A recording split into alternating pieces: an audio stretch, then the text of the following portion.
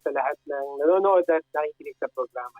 Opo, ayan. Attorney Yusinko, kausap ho namin kayo nung nakaraan before SONA. Ito ho yung mga nilatag ninyong SONA sana.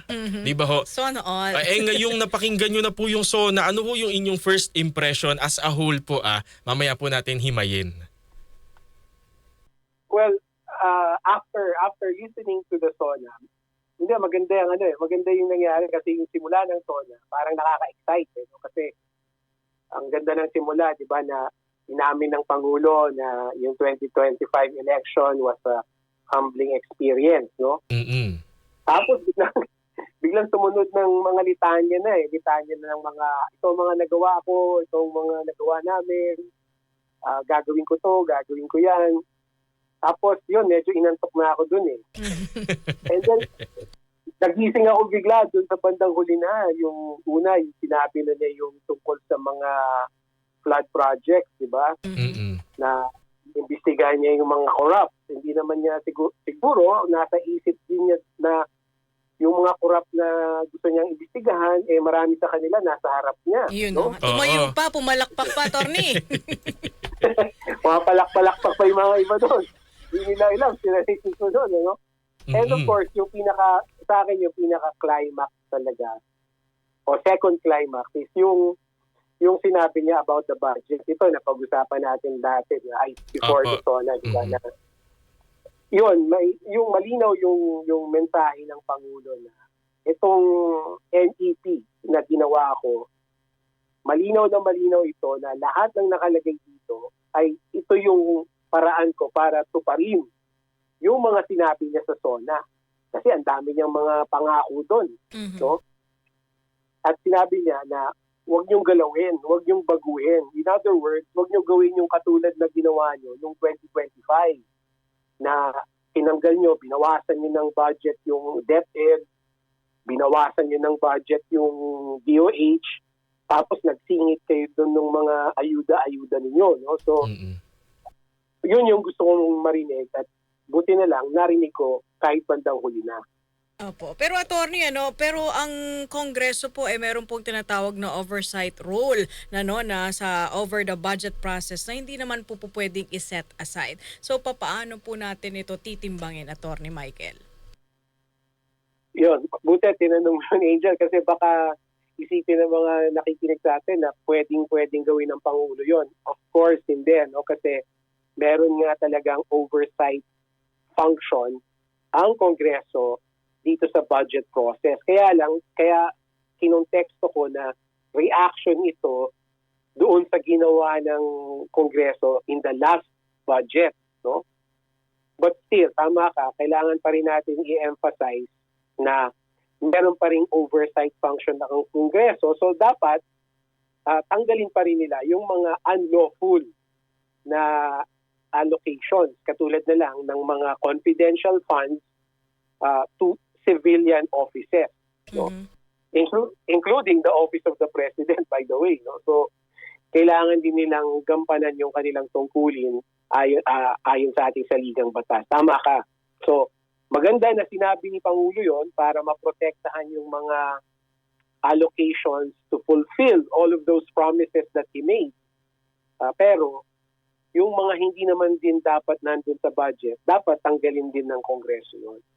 Hindi ho ba parang ito na po yung makabagong PDAF kung nagkakaroon po ng mga insertion dun sa mga projects na hindi po walang alokasyon dun po sa National Expenditure Program? Yes. Yan yung bagong PDAF. That is pork barrel.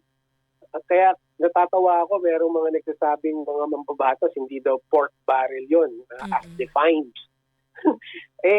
Yung PDAF decision, ganun nga ang pag-define sa pork barrel. So, no matter how you call it, diba, that is pork barrel. Kaya hindi pwede mangyari yon. Kaya ako nagtataka bakit nangyayari. Opo. Meron ho ba kayong inaasahan supposedly sa SONA na hindi po nabanggit ng Pangulo kahapon? Alam mo, magandang tanong yan, Xander. No?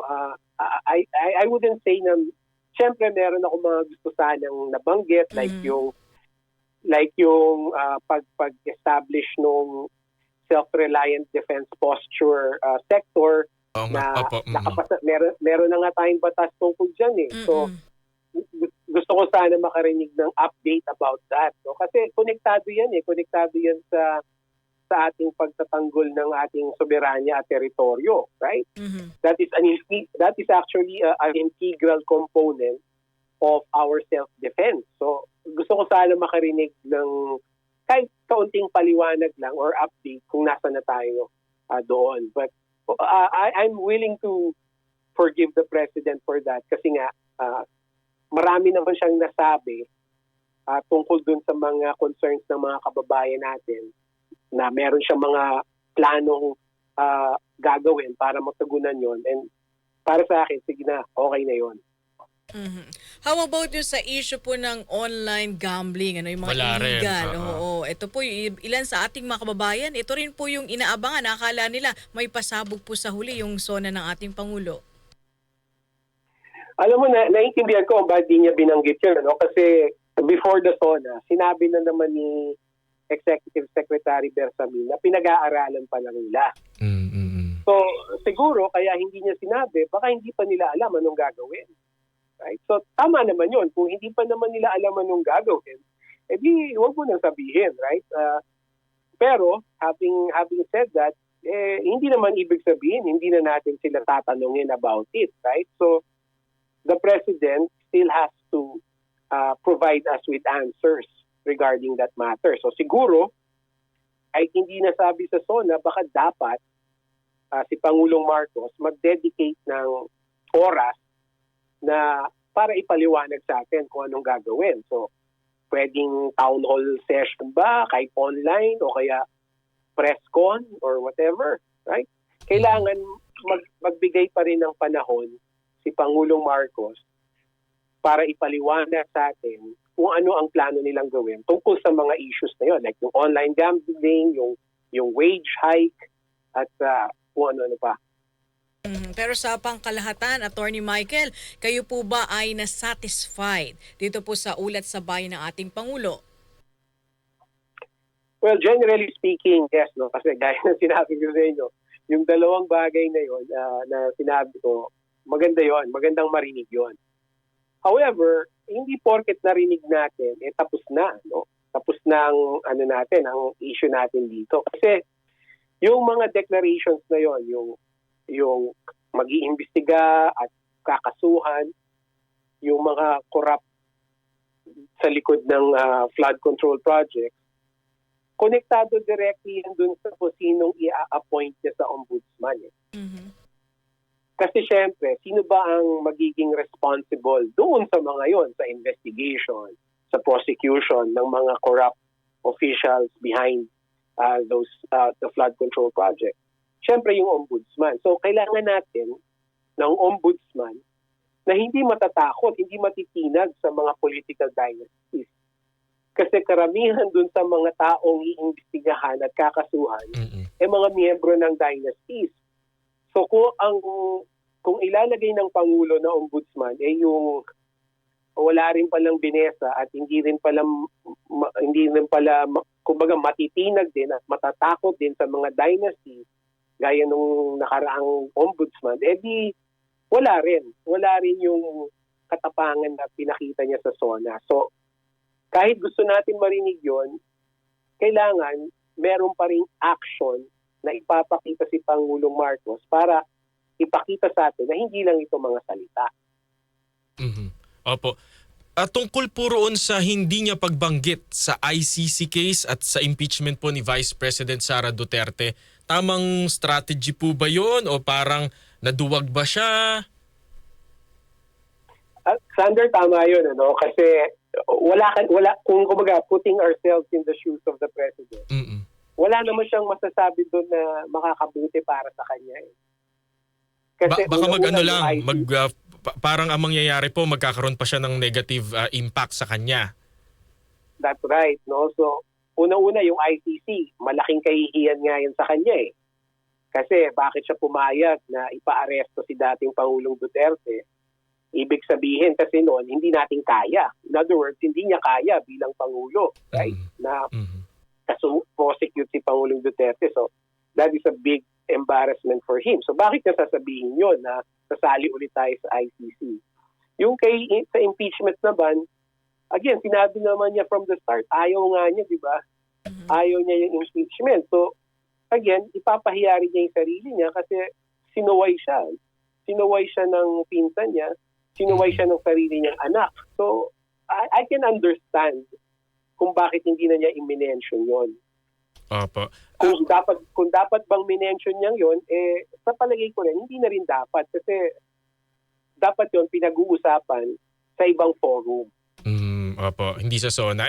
May mga binanggit din po ang Pangulo na parang inaamin po yung kakulangan ng gobyerno na dapat daw next time mas bibilisan pa, mas gagalingan pa. Hindi ho ba ito pagpapakita ng parang vulnerability? Tama po ba? Pinakita niya na siya ay tao o parang ano ba naman itong presidente namin? Ang hina-hina naman. Yung mga Opo, yung mga ganun, attorney bilang isang strategist po, ano ho sa inyong point of view? Alam mo, kumbaga, ano pang pwede niya sabihin bukod sa katotohanan, right? Yun naman talaga ang totoo eh. Kung sabihin niya na, hindi, maganda ginagawa namin, then nagsisinungaling naman siya. So, basically, walang magagawa yung Pangulo kung hindi aminin yung katotohanan. Because that is really what's happening, right? Yan ang nararamdaman. Yan ang nararamdaman ng mga tao. Yan ang nararamdaman ng mga kababayan natin. And that's the lesson nga of 2025, of the election in midterms. No? So, I don't think you can strategize about that kasi matingkad na ito ang nararamdaman ng mga tao. So it's either you admit it, even if it's humiliating for you, or you don't. And if you don't, then mas lalo ka lang ma-DDN na sinungaling, na puro ka lang papogi. So I think it was a good choice to stand with the truth, no, to be honest about it. Okay, with that, attorney, thank you so much po sa inyong oras at panahon dito po sa aming programa. Huwag po kayo magsasawa. Maraming salamat eh. Si Attorney Michael Henry Yusinko po, isa pong political analyst at suki na ho natin dito no sa iba't ibang mga paksa. Kasi pag nagpaliwanag siya, yung iba kasing na-interview natin medyo parang medyo malalim. High-end eh. Maintindihan ng ating mga tagapakinig, di ba?